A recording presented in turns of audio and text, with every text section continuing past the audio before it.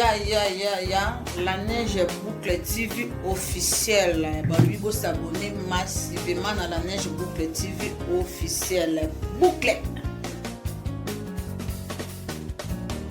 Et voilà, bonsoir, bonjour. Et abonnez sur la Neige Boucle TV. Ça dépend herbo yambe la vidéo nanga. C'est bien moi la Neige Boucle TV officielle. Là, tu vois que ma solo robeta eza tellement belle. Bon, mon émission au côté ya on a expliqué en baba robe de nuit. Si tu es sous une émission, on a expliqué. Donc, on a na aïe nanga, on a na obi on est dans l'accent lelo, on a na tangawis, on a na citron nanga. Là na bani non on coupe sa bambote. Ce qu'on peut simbote te les somme tanga mande baloba kaka na moni mama 4000 heures de vie. Bambote na bino ici que zo bino donc na moni base mobimba il y a 4000 heures de vie. Là na moni maman Chantal Mbonga, na moni Nadine Bola la femme du patron, donc Nadine Bola TV News. Là na moni maman Cathy na bosente Mboyo TV officiel de dedans na bosente maman Francine moi ça mondele babi talaraye. Donc na ke mo pandi kuna na mona maman Rebecca donc hier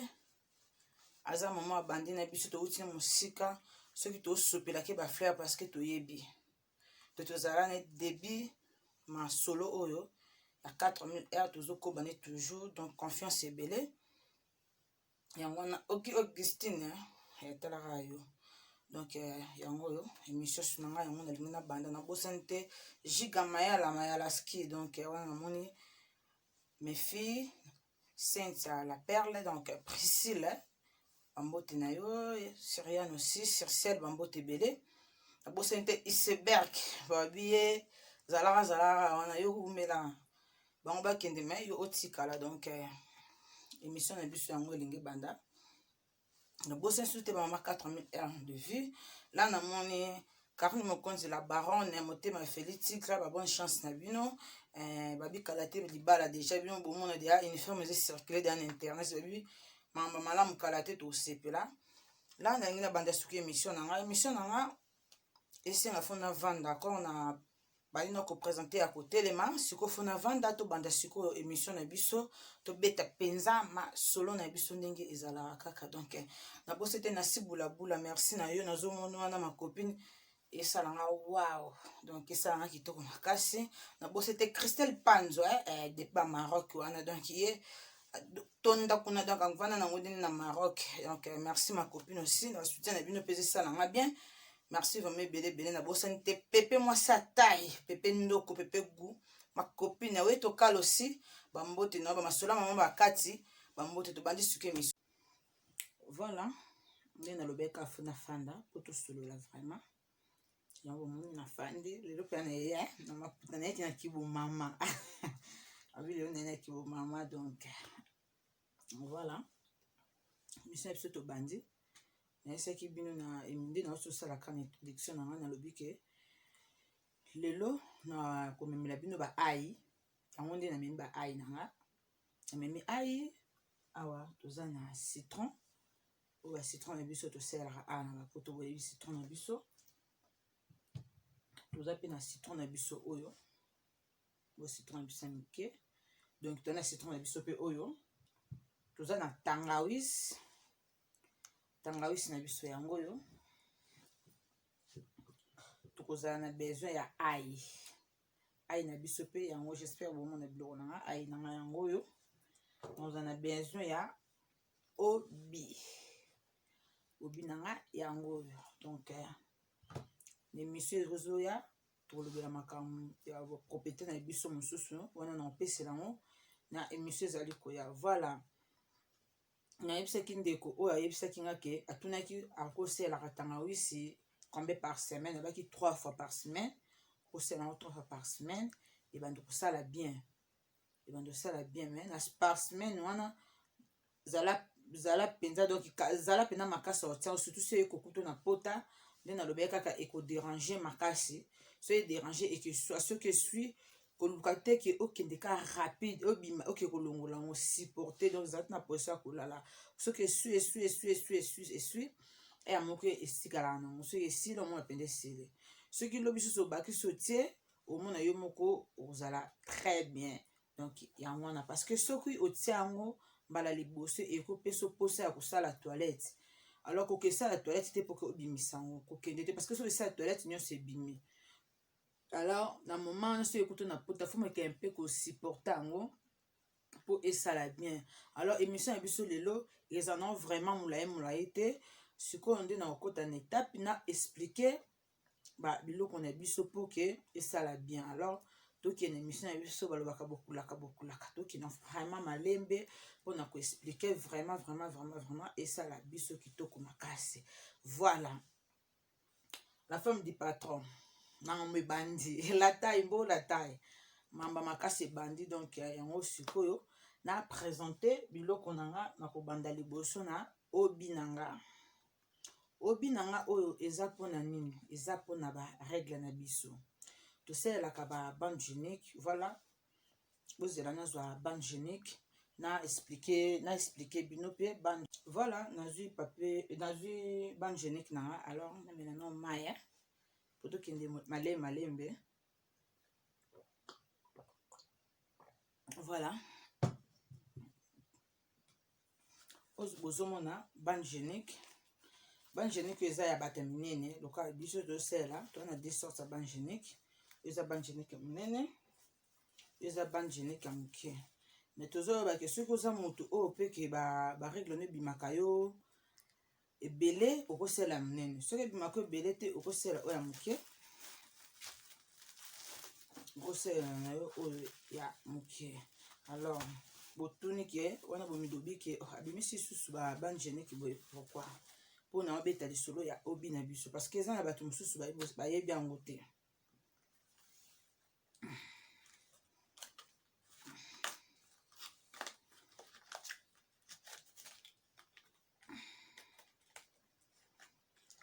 Voilà obi na biso yango oyo. Obi oyo eza ke soki omoni koza moto tashaka pamba okosela ta ke ozwi coton otie après ozwi bande génique otie. Donc ozwi coton ozwi okotisi na se na biso parce que misusu batomba mamba obebisa bambeto parce que nga mpe earrivaka soso na bosani kotia coton to nazosala obi ote earrivaka ke nabebisi mpe mbeto. Alors soki oza na coton otie coton na yo osala bande génique noka boye otie likolo. Sikoyo soki olingi osala bande génique te olingi posala coton te osala obi oyo yango bozomona obi nanga yango oyo. Obi oyo osala ndenge nini parce que bomituni eloko eza bosala yango ndenge na bapériode okofungola yango tozokende mane bocomprendre par rapport à manzaka. Voilà ofungola yango omoni eza na singa. Obi na biso eza na singa. Alors singa na biso okotika ngo ezala boye okozwa boye ozwi okotisi na se na biso basi okokotisa yango soki okotisa parce que ezalaka deux sortes oyo eza ya moke ya monene nango eza ya monene ezalaka mwa volume okozwa okotisa yango na se na biso basi oza na posa kosalela bande génique te. Donc ata moto okenga na ninga olata na sous-vêtement normal te nga alataka bastring sans problème obeba te. Soki otiango na se na biso yango ezalaka soki etondi yo moko osanti ke na se evimbi yo omisanti ke donc osanti mwa mal à l'aise eloko evimbi ozana. Voilà obenda ngo na singa okobenda na singa. Donc ozwi ka singa oyo soki obendi ekobima okozwa obwaki na kati ya cuve ochasse mai ekei. Donc oyo donc oza ta na posa te ke osalelaka bande génique oyo oza nango besoin te. Donc oza nango mpenza besoin te oyo donc osala kaka oyo eza bien mpona bana. Mais na bana baza non vierge soki baosalela soki ameki kotiango ayoka mpasi na bana na biso bana mike moya basalela yango eza te parce que soki atiango ayoka mpasi. mais biso ya mikolo tosala yango très bien ozwi yango kaka otie na se na biso okofanda très bien okovanda kitoko donc osentir peut-être oza à l'aise wana na bande génique te osali kaka obi yango donc obenda yango na soki etondi obendaka na singa soki obendi na singa obwaki alors soki ozosala obi na yo oyo omonake soki oke kosuba wana facilité ya kopangusa mpe masuba na yo mais ebeba te donc jamais ekomisa makila ekoma ntina suka ekomaka te suka aka awa so suki evimbi nde soki emele etondi nde ntango evimbaka nde olongola obwaki oyo tolongi na etape ya obi na biso. J'espère que tocomprendre ndenge osala yango ezalaka na kati ya chasse ya na kati ya chasse yango bomoni nalongolaki chasse nde ekokomanga boye na présente mpe singa nanga donc singa yango bomoni eza ya kokangama na chasse na biso okobenda mpe singa vraiment nyonso te fozwaka singa opesi yango a forme mpo ozala na facilité ya kobenda yango mais ezalaka na problème te fo evandaka nde boye mpe déranger o te donc obanda ozosuba à l'aise sous vêtement ebeba te obi na biso yango oyo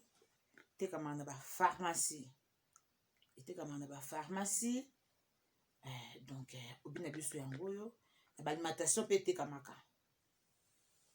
na baalimentation mais mingi na pharmacie donc obi na biso yango oyo bakomi obi ya minene mpe ezalaka ya mike mpe ezalaka donc obi na biso yango oyo toleki na etape oyo ya obi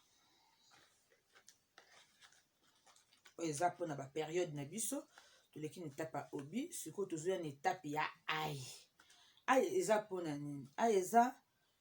ke okozala outi mpe na baregle na yo nde bamisusu bazalaka ke outi na baperiode omeli baantibiotique na yo oluki babiloko badetole kosokolela na se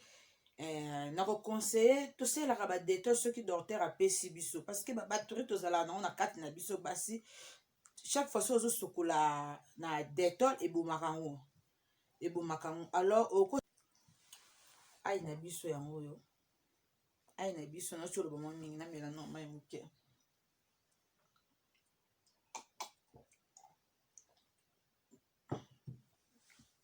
voilà ai na biso yango oyo ai na biso osala nango nini eza kaka pe teke soki outi mpe na baperiode eza mpe kaka teke ai na biso etritaka malade ebele j'espère toyebi ai na biso osala yango ndenge nini olongola ai na biso baposo oyo bayebi merci oyo bayebi te tozokolakisa oyo bayebi te ai na biso yango donc baposo nyonso fo esila bomoni ai na biso okosokola yango soki osokoli yango okozwa otiango na se na biso basi donc otia na se na biso basi ebendaka baperte blanche ebendaka vraiment soki otie okozalaki olamuki ntango yo olamuki nalobaki ke ntango mwana mwasi azalaka soki alamuki ake kosokola ntango osokoli na yo na journée soki papa akende mosala na oyo baza mpe na papa na bandako te wana eza bien oyo aza na papa na ndako soki papa ake mosala yo na nsima soki osala yango otie na yo yango ovandi nango pendant la journée eza nango problème te nayebi ke yango esala donc osenti mpe lokola ebenda wana ebendaka eswanaka biso basi mpona baperte blanche na biso mpe na moto abimaka baperte blanche trop soki oza na moto abimaka baperte blanche trop okosala mpe obi na biso ozwi yango des fois okozala ovandi ozwi mpe otia yango na se na yo ebendaka basalite wana parce que eza na basi mosusu bo eskize nga babimisaka mpe mai na se bayebaka te ebele mosusu eza mpe eza bainfection mosusu eza mpe kaka donc akomela mpe kisimesima te mais ntango ozosala babiloko neti baai ozwi ai na yo otie soki otie ai na yo ovandi yango mpena ozwi mpena ta na ovandi ai na yo na se na nzoto na biso ya basi ovandi ai na yo ntango osokola olongoli ai na yo okozwa obi na yo oyo otie na se ofandi na yo mpona propreté na biso maintenant moko papa omonaki oza fille ya propre oza mwasi ya propre soki osala yango tokomi kosala yango papa pena remarke ke okomi propre ya kaka te tolekaka mpona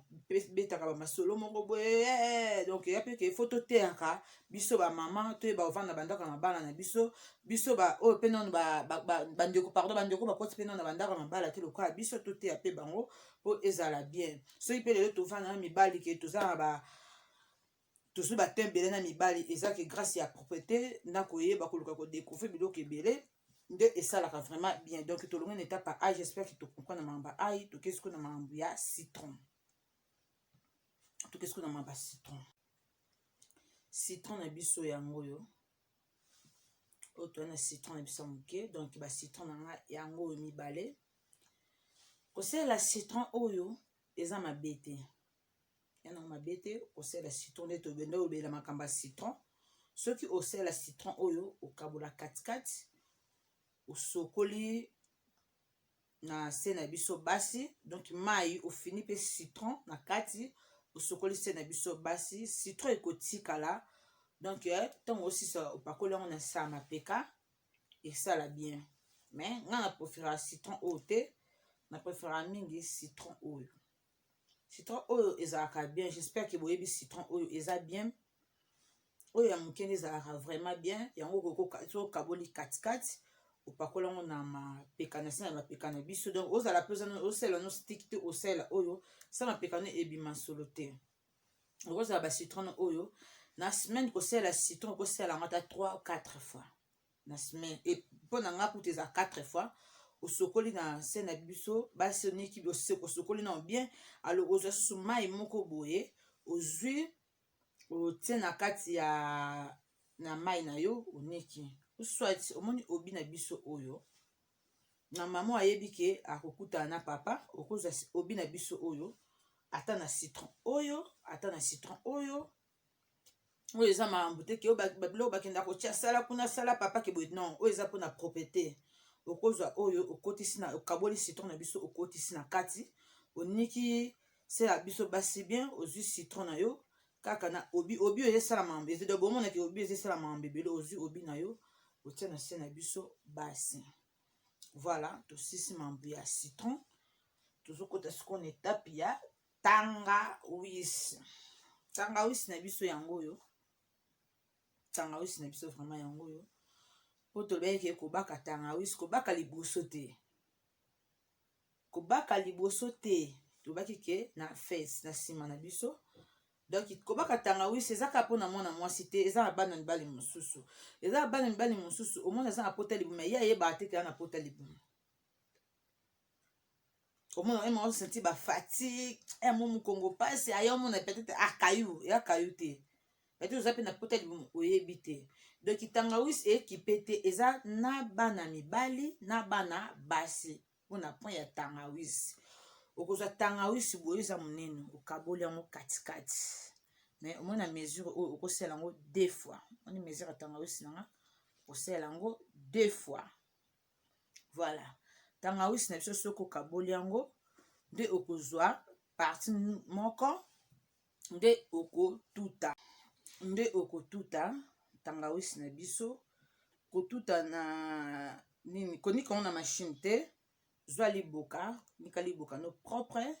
mosusu ko batafuni okozo tafuni mais soki otafuni eloko mela mai wana de préférence que otuti yango na liboka propre otuti ngo nde okobaka donc nalobi bien eza kaka mpona bana basi te eza mpe mpona bana mibali tosunga mpe bapapa toza na bango na bakati ya ndako ekozala vraiment bien tosunga bapapa na biso toza na bango na bakati ya ndako alors soki mpo ozosala papa oyo tangawisi boye eza bien esunga ye ebele parce que ntango mibali bazotravaille trop omona aza na pota libumu mais ye ayebiki eza bafatika mosala mpe eza na bana mibali mosusu babangaka mamba kobaka tangawisi biso nyonso toyebi ke totya yango na biloko ya teke baka biloko boye ezala tritama makasi te parce que soki mpo oza na pota libumu ekimisaka apeti soki ke pota libumu elie yo makasi ekimisaka apeti alors okozwa kaka donc okende oteke nasala ji o nakena ji o nazonga boye te yo zwaka tangawisi baji kuta oluka basolution eleki donc eleki ebele Alors émission ya tangawisi on a kozongisa ngo pona émission ekoya pona ba papa na kobeta lisola ba papa émission nango eza koya na kobeta lisola ba papa donc oza tangawisi na ozwi otuti ozwi obaki ntango yo moko obaki papa soki osala yango 3 fois kaka na semaine oleki so semaine osala yo moko omona pendaki na nzoto ekomi makasi mpona mosala mpona mamosu omona pendaki nzoto ekomi makasi po soki ozala pota libumu donc pota libumu ekimisaka peti osenti bafaiblesse na banzoto babilo mwa bongo yo oluka no teke natuka solution gene oluka kende kokende mosika te olukaka tanga surtout tanga biso ya makasi wana batanga biso emona mo mpo mosanti ke tanga biso eza makasi wana nde esunga yo vraiment ekisunga pardon biso nyonso na bana mibali na bana basi tangawisi ezokipe te donc tangawisi ezokipe te ezosangisa na bapapa na bamama kota tangawisi me oyo liboso ezalaki nango ezalaki etape ya bamama bandeko tosala tangawisi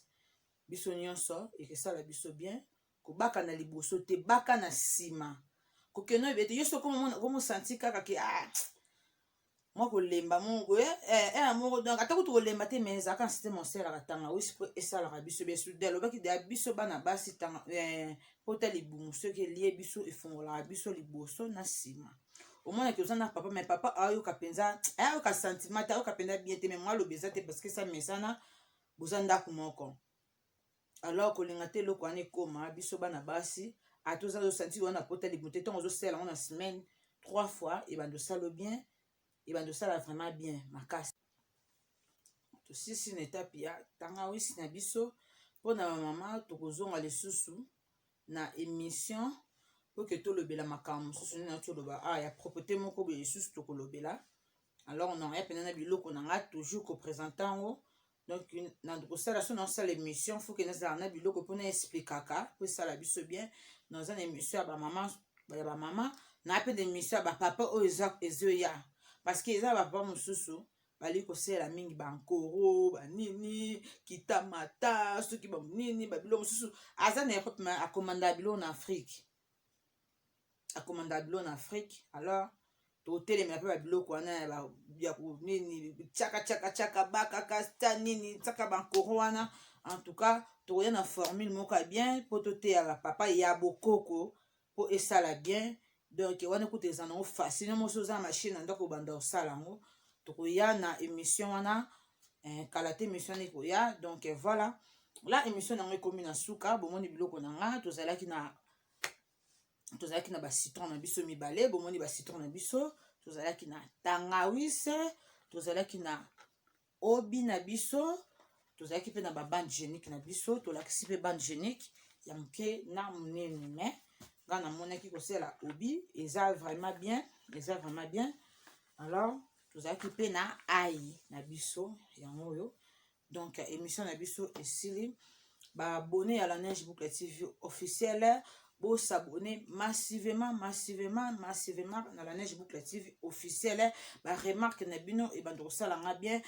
commentaire na bino so mpo moni bokommentele nga kaka bacommentaire na bino baremarque na bino ebanda kosala ngai très bien la nabosani te lisusu bama 4000 heures de vie bambote na bino toujours misala donc babi kuna na 4000 heures de vie mosala nde na babi kuna donc kuna eza bajete kuna pene ala likama mosala 4000 heures de vie balobi nde makambo mosala base nyonso ya 4000 heures de vie donc wana bacollaborateur ya la Neige Boucle TV officielle Nadine Bolaski motema papi bola ala Mboyo TV officielle motema papa Nicolas voilà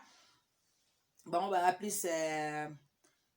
49 na bosente Francine ya Mosa Mondele mama Myriam Bonga mama Kati wana ba collaborateur ya la Neige Boucle TV officielle to bosani te mama na biso Rebecca babi aza na biso auti na biso mosika alors faut topesaki tosopelaki bafleur babi pepe ndoko pepe goût la taille donc babi la taille ma copine nasi bulabula wetokala Giga Mayala na bosani te Christelle Panzu donc bayenso boyana ba émission nanga to lelo to soki abizu